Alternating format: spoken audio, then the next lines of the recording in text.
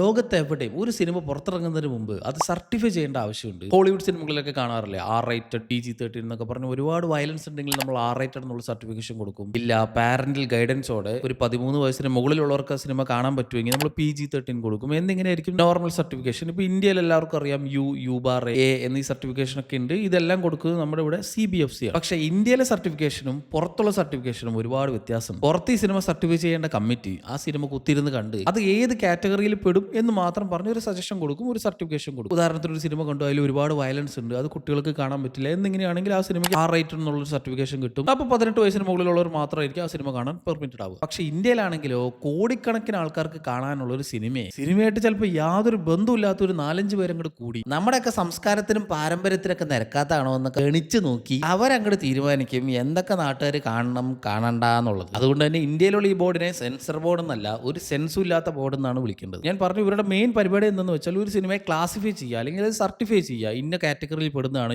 U ആണോ, URA ആണോ, A ആണോ, S ആണോ എന്ന് പറഞ്ഞ് ക്ലാസിഫൈ ചെയ്യും. പക്ഷേ ഇവർ കുത്തിരുന്ന് ഈ സിനിമ കാണുന്നത് അതിൽ എവിടെയൊക്കെ വെട്ടിമുറിക്കാം, എന്തൊക്കെ ഒഴിവാക്കാം, എന്തൊക്കെ മ്യൂട്ട് ചെയ്യണം എന്നുള്ളത് നോക്കാനാണ്. അതിനുള്ള മെയിൻ കാരണം ഇന്ത്യൻ കോൺസ്റ്റിറ്റ്യൂഷൻ അനുസരിച്ച് രാജ്യസുരക്ഷയോ അല്ലെങ്കിൽ രാജ്യത്തിന്റെ യൂണിറ്റിയോ അല്ലെങ്കിൽ രാജ്യത്തിനകത്ത് തന്നെയുള്ള സംസ്ഥാനങ്ങൾ തമ്മിലുള്ള പ്രശ്നങ്ങളോ മറ്റ് രാജ്യങ്ങളായിട്ടുള്ള ഒരു പ്രശ്നങ്ങളോ നാഷണൽ സെക്യൂരിറ്റിയോ അല്ലെങ്കിൽ റിലീജിയസ് ആയിട്ടുള്ള എന്തെങ്കിലും ഒരു ആക്ടിവിറ്റിയോ ഇതിനെയൊക്കെയാണ് ഒരു സിനിമ ചർച്ച ചെയ്യുന്നത് അല്ലെങ്കിൽ ആൾക്കാരെ വഴിതെറ്റിക്കാൻ നോക്കുന്നത് എന്നുണ്ടെങ്കിൽ ഇന്ത്യൻ കോൺസ്റ്റിറ്റ്യൂഷൻ അനുസരിച്ച് അതിന് നമ്മുടെ സെൻസർ ബോർഡിന് ചോദ്യം ചെയ്യാനുള്ള അവകാശമുണ്ട്, അത് നിർത്താനുള്ള അവകാശമുണ്ട്. ഓക്കെ, ശരിയാണ്.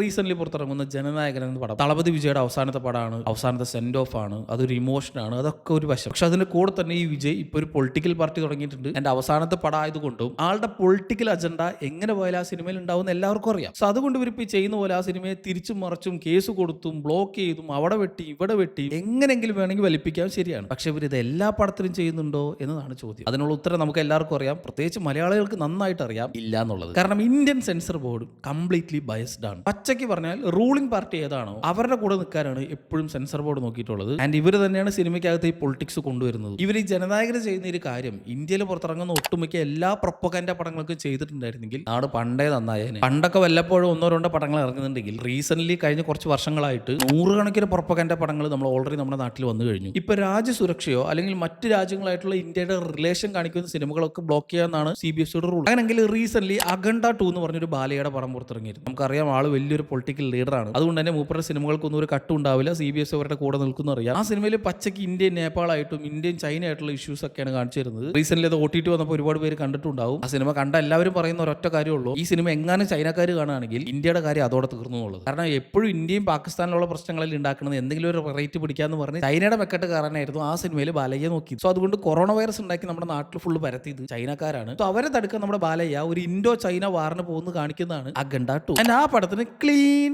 UA സർട്ടിഫിക്കറ്റ്, ഒരു പ്രശ്നമില്ല. രാജ്യസുരക്ഷയോ റിലീജിയസ് ആക്ടിവിറ്റിയോ ഒന്നും ഒരു വിഷയമല്ല. ശരി, ഇപ്പൊ ഇനി മറ്റു രാജ്യങ്ങളായിട്ടുള്ള പ്രശ്നങ്ങൾ പോട്ടെ, നമ്മുടെ ഇന്ത്യക്കകത്ത് തന്നെയുള്ള പല സംസ്ഥാനങ്ങളെ ടാർഗറ്റ് ചെയ്ത് കുത്തി കാണിക്കുന്ന പല സിനിമകളും. ഉദാഹരണത്തിന് കാശ്മീർ ഫയൽസ്, റീസെന്റ് ഇറങ്ങിയ കേരള സ്റ്റോറി, കോമഡി ആണെന്ന് പറഞ്ഞ് പടച്ചുവിട്ട പരമസുന്ദരി. ഈ സിനിമകളെല്ലാം ഡയറക്ട്ലി ഏതെങ്കിലും ഒരു സ്റ്റേറ്റിനെ മാത്രം ടാർഗറ്റ് ചെയ്ത് ഇറക്കുന്ന സിനിമകളാണ്. ആക്ച്വലി സെൻസർ ബോർഡിന്റെ റൂൾസ് അനുസരിച്ച് കേരള സ്റ്റോറി എന്നുള്ള ഒരു പടമൊക്കെ പുറം ലോകം കാണാനേ പാടില്ലാത്ത, വെളിച്ചത്ത് വരാൻ പാടില്ലാത്ത സിനിമകളാണ്. സ്റ്റേറ്റ് ടു സ്റ്റേറ്റ് തമ്മിലുള്ള ഫ്രണ്ട്ലി റിലേഷനെ അഫക്ട് ചെയ്യുന്നു പറഞ്ഞ് വേണമെങ്കിൽ ഒരു സിവിൽ വാർ തന്നെ തുടങ്ങാൻ ചാൻസ് ഉണ്ടെന്ന് പറഞ്ഞ് കംപ്ലീറ്റ്ലി ബാൻ ചെയ്യേണ്ട ഇത്തരത്തിലുള്ള സിനിമകൾക്ക് ഒരു സെക്കൻഡ് പാർട്ടിനുള്ള അവസരം അടക്കമാണ് സെൻസർ ബോർഡ് ഉണ്ടാക്കി കൊടുക്കുന്നത്. അടുത്ത മാസം ഫെബ്രുവരിയിൽ നമുക്ക് കേരള സ്റ്റോറിയുടെ 2ാം ഭാഗം കിട്ടും. അത് നമ്മുടെ കേരളത്തിലും ഇറങ്ങും. അതിനെ സപ്പോർട്ട് ചെയ്യാനും അത് കാണാൻ പോകാനും ഇവിടെ കുറയണമുണ്ട്. ഇത്തരത്തിൽ അവർക്ക് എന്താണോ നാട്ടുകാർ കാണേണ്ടത്, ആരുടെ അജണ്ടയാണോ ആരുടെ പ്രൊപ്പഗൻഡയാണോ പുറത്തേക്ക് കൊണ്ടുവരേണ്ടത്, അതിനെ മാത്രം കൂട്ടുപിടിക്കുന്ന ഒരു ഉളുപ്പില്ലാത്തൊരു പരിപാടി കാണിക്കുന്ന ബോർഡാണ് സെൻസർ ബോർഡ്. ഇപ്പൊ ജനനായകൻ ഒരു വിജയ് പടമായതുകൊണ്ടും അവസാനത്തെ പടമായതുകൊണ്ടും ഇത്രയും പൊളിറ്റിക്കൽ പ്രഷറൊക്കെ ഉള്ളത് കൊണ്ടാണ് ഇത് ഇത്ര വലിയ ചർച്ചയായി മാറുന്നത്. ഇത് ഇന്നും ഇന്നലും പക്ഷെ ഇവർ തുടങ്ങിയതല്ല. വർഷങ്ങളായിട്ട് പല സിനിമകൾക്കും ഇവർ ഇത്തരത്തിലുള്ള കത്തി വെക്കാറുണ്ട്. റീസെന്റ് പരാശക്തി എന്നൊരു പടം 25 കട്ടാണ് സെൻസർ ബോർഡ് ആ പടത്തിന് പറഞ്ഞത്. ആൻഡ് ആ കട്ട് മുഴുവൻ പടത്തിന് എങ്ങനെ അഫക്ട് ചെയ്തു എന്ന് പറഞ്ഞാൽ, പണ്ട് തിളക്കത്തിൽ സലീം കുമാർ ഒരു ഷർട്ട് കട്ട് ചെയ്തില്ല, അതേപോലെ ഇട്ട് വന്നു കഴിഞ്ഞപ്പോൾ കുഞ്ഞിരാമായണത്തിലെ ബ്ലൗസ് പോലെ ഇതേപോലെ പണ്ട് ഉടുത്താ പഞ്ചാബിന് 94 കട്ടൊക്കെയാണ് ഇവർ പറഞ്ഞത്. റീസെന്റ് നമ്മുടെ JSK സുരേഷ് ഗോപിയുടെ Janaki versus state of Kerala, ആ പടം ബ്ലോക്ക് ചെയ്യാനുള്ള മെയിൻ കാരണങ്ങളിൽ ഒന്ന്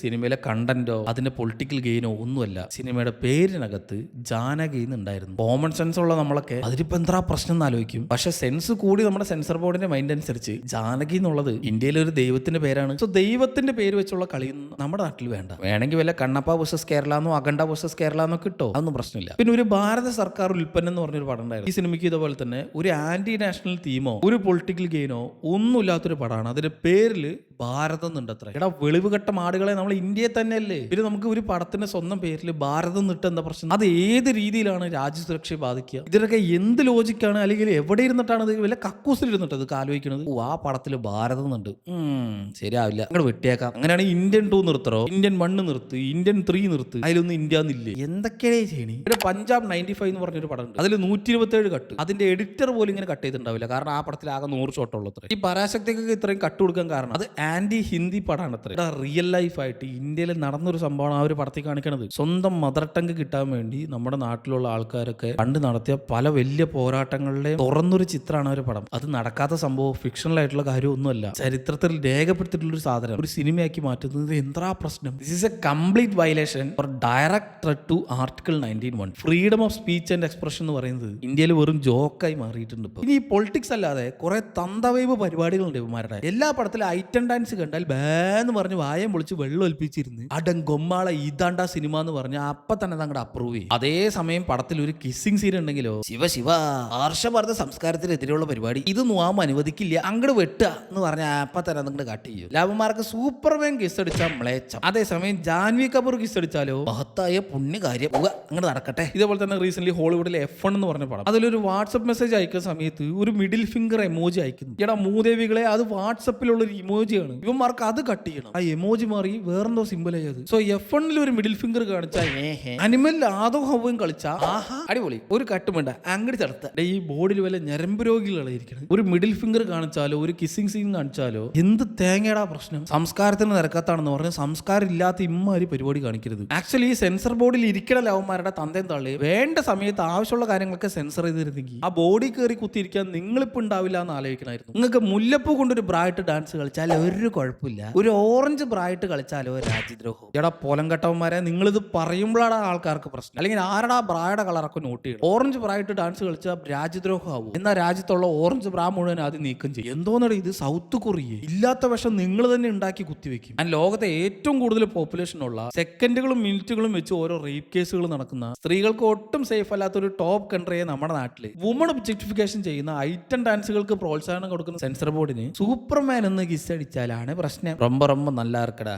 ഓരോ തന്ത വൈബ്സ് ടീമുണ്ട്, എടുത്ത് മാറ്റണം അതിനൊക്കെ. ഇനി സർട്ടിഫിക്കേഷൻ കൊടുക്കുന്ന പരിപാടിയാണെങ്കിലോ ഞാൻ പറഞ്ഞു, യു ഉണ്ട്, യു ബാർ ഉണ്ട്, എ ഉണ്ട്, എസ് ഉണ്ട്. എസ് നമ്മൾ കണ്ടിട്ടേ ഇല്ല. ആർഷഭാരത കൊലസ്ത്രീ നമ്മുടെ രശ്മിക മന്ദാന 10 മിനിറ്റ് കൂടുമ്പോൾ സാരി ഊരി കാണിക്കുന്ന പടത്തിന് യു ബാർ. സെൻസർ ബോർഡ് അനുസരിച്ച് മഹത്തായ സംഭവം. പക്ഷെ നോളന്റെ ഓപ്പൺ ഹൈമർ എന്ന പടത്തിൽ ഒരു ചെറിയ ന്യൂഡ് സീൻ വന്നപ്പോഴേക്കും പടം എ ആയി. എന്നിട്ടോ ഓൾറെഡി എ റേറ്റഡ് എന്ന് പറഞ്ഞ സർട്ടിഫിക്കേഷൻ കൊടുത്ത പടത്തിൽ ലോകത്ത് എവിടെയും ചെയ്യാത്തൊരു പരിപാടി നമ്മുടെ നാട്ടുകാരങ്ങൾ ചെയ്തു കൊടുത്തിട്ടുണ്ട്. ഫ്ലോറൻസ് പൂവിന് സംസ്കാരം കാത്തു സൂക്ഷിക്കണം എന്ന് പറഞ്ഞ് കഷ്ടപ്പെട്ട് VFX ഒക്കെ പഠിച്ച് ഇല്ലാത്തൊരു ഡ്രസ്സ് തന്നെ നമ്മൾ അങ്ങനെ ഉണ്ടാക്കി കൊടുത്തിട്ടുണ്ട്. ആക്ച്വലി സത്യം പറഞ്ഞാൽ തിയേറ്ററിൽ കണ്ടപ്പോൾ അത് ഡ്രസ്സാണെന്ന് വിചാരിച്ചതാ. യജാതി പെർഫെക്ഷൻ. ഇത്രയും കഷ്ടപ്പെടുന്ന ഒരു സെൻസർ ബോർഡിനെ നമ്മൾ കാണാതെ വിടരുത്. പണ്ട് ഇതുപോലെ 2011 ഗേൾ വിത്ത് ഡ്രാഗൺ ടാറ്റു എന്ന് പറഞ്ഞൊരു പടം ഉണ്ടായിരുന്നു. അതിൽ കുറെ ന്യൂഡിറ്റി ഉള്ളത് കൊണ്ട് അത് മുഴുവൻ കട്ട് ചെയ്ത് കളയണമെന്ന് CBFC പറഞ്ഞപ്പോൾ സമ്മതിച്ചു. നീയാണല്ലോ കോടതി പോണാമേരെ എന്ന് പറഞ്ഞ് ഡയറക്ടറായി ഡേവിഡ് ഫിഞ്ചർ ആ പടം നിങ്ങൾ ഒരുപാട് ഉണ്ടാക്കണ്ട, നീയൊക്കെ കുറെ കൊണ്ട് ഒലത്തു എന്ന് പറഞ്ഞ് മൂപ്പര് മൂടും തൊട്ടി വേറെ വഴിക്ക് പോയി. അവസാനം എന്തായി? സിനിമാ ലവേഴ്സായി നമുക്ക് ഫിഞ്ചറിന്റെ ഒരു പടം ഇന്ത്യയിൽ റിലീസേ ഇല്ലാണ്ടായി പോയി ഈ CBFC വാണങ്ങൾ കാരണം. പണ്ട് ഈ സെൻസർ ബോർഡിന്റെ ഈ കട്ടിനെ പറ്റി സന്ദീപ് റെഡ്ഡി വാങ്ക പറഞ്ഞൊരു കാര്യമുണ്ട്, അത് അച്ചട്ടാണ്. It's like how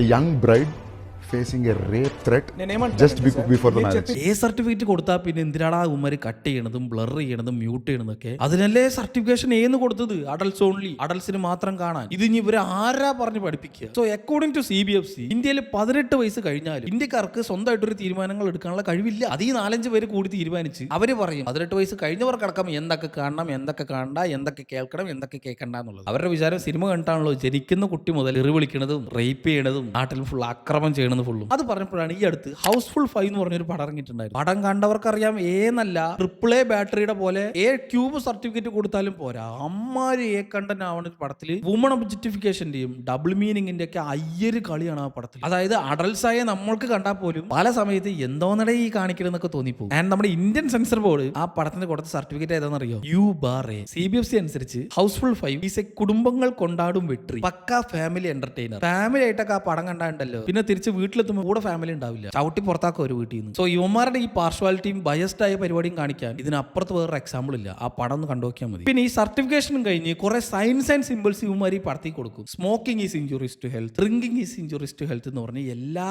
സീനിലും ഇങ്ങനെ എഴുതി കാണിക്കും. ശരിയാണ്, ഓക്കെ, അത് കണ്ടു ഒരാളെങ്കിലും നന്നാവട്ടെ, സമ്മതിച്ചു. പക്ഷെ എന്തിനാ മാടുകളെ എല്ലാ സീനിലും ഇത് കുത്തിക്കയറ്റണം? പടം തുടങ്ങുന്നതിന് മുമ്പ് തന്നെ ശ്വാസകോശം സ്പോഞ്ച് പോലെയാണെന്ന് പറഞ്ഞ ഒരു ആഡ് വെച്ച് തുടങ്ങി. പടത്തിൽ അഭിനയിച്ചിട്ടുള്ള ഏതെങ്കിലും ഒരു കഥാപാത്രത്തെ വെച്ച് ഓൾറെഡി ആ ഒരു വാണിംഗ് പറഞ്ഞ് കേൾപ്പിക്കണമുണ്ട്. ഇതൊന്നും പോരാണ്ടാണ് സബ് ടൈറ്റിൽ പോലെ എല്ലാ സീനിലും ഇത് എഴുതി കാണിക്കല്. എന്നിട്ട് പടത്തിന്റെ ഇന്റർവെല്ലിൽ നിങ്ങൾ ബോൾ ഓഫ് സിബ കേസരിയുടെ ആഡ് ഇട്ട് കൊടുക്കും. ഇതേപോലെ തന്നെ പുതിയൊരു സമ്പ്രദായമാണ് CGI. ശരിയാണ്, പടത്തിൽ അനിമൽ അബ്യൂസ് ഒന്നും ഉണ്ടാവാൻ പാടില്ല, മൃഗങ്ങളെ ദ്രോഹിക്കാൻ പാടില്ല. അതുകൊണ്ട് ഇപ്പൊ എല്ലാവരും VFX ആയിട്ടാണ് മൃഗങ്ങളൊക്കെ ചെയ്യാറുള്ളത്. അതുകൊണ്ട് എവിടെയൊക്കെ അനിമൽസിന്റെ സീൻ വരുന്നോ അവിടെയൊക്കെ നമുക്ക് CGI എന്ന് എഴുതി കാണിക്കാം, സമ്മതിച്ചു. പക്ഷെ അതും ഈ സ്മോക്കിങ്ങിന്റെ കാര്യം പറഞ്ഞ പോലെ തന്നെ സിനിമ തുടങ്ങുന്നതിന് മുമ്പേ no animals were harmed in this movie എന്ന് ആദ്യമേ എഴുതി കാണിക്കും. പിന്നെ എന്തിനാടാ ഓരോ സീനിലും അത് എഴുതി കാണിക്കണം? ഒന്ന് ആലോചിച്ച് നോക്കുക. CGI എന്താണെന്ന് അറിയുന്ന ആൾക്കാർക്ക് ഓക്കെ, ഇതൊന്നും അറിയാത്ത ഏതെങ്കിലും നാട്ടിൻ പുറത്തുള്ള ഒരു തിയേറ്ററിൽ ഇരുന്ന് ഒരു സിനിമ കാണുന്ന ഒരാൾക്ക് എന്ത് CGI, അവർക്ക് VFXനെ പറ്റി എന്ത് തേങ്ങ അറിയാം? ഈ CGIയുടെ ഫുൾ ഫോം പറഞ്ഞാലല്ലേ അതെന്താന്ന് മനസ്സിലാവുള്ളൂ. അപ്പൊ അത് എഴുതി കാണിക്കണതുകൊണ്ട് എന്ത് ഉപകാരം? എന്തൊക്കെയാടാ നിങ്ങൾ ഈ പണ്ണണ്? ആക്ച്വലി നെഗറ്റീവ് മാത്രമല്ല, സെൻസറിങ് ഇല്ലെങ്കിൽ ഫുൾ അലങ്കോലമാവും. നമുക്ക് തോന്നിയ പടങ്ങളൊക്കെ ആയിരിക്കും ഇറങ്ങുക, ചിലപ്പോൾ മൊത്തം അങ്ങോട്ട് കൊളാവും. ശരിയാണ്, അതുകൊണ്ട് ഇങ്ങനെ ഒരു ബോർഡിന്റെ ആവശ്യമുണ്ട്, അവരെല്ലാം കൺട്രോൾ ചെയ്യേണ്ട ആവശ്യമുണ്ട്, മോണിറ്റർ ചെയ്യേണ്ട ആവശ്യമുണ്ട്, സർട്ടിഫൈ ചെയ്യേണ്ട ആവശ്യമുണ്ട്. പക്ഷേ ഇന്ത്യയിൽ മാത്രം ഇത് കംപ്ലീറ്റ്ലി ബയസ്ഡ് ആണെന്നാണ് പറഞ്ഞത്.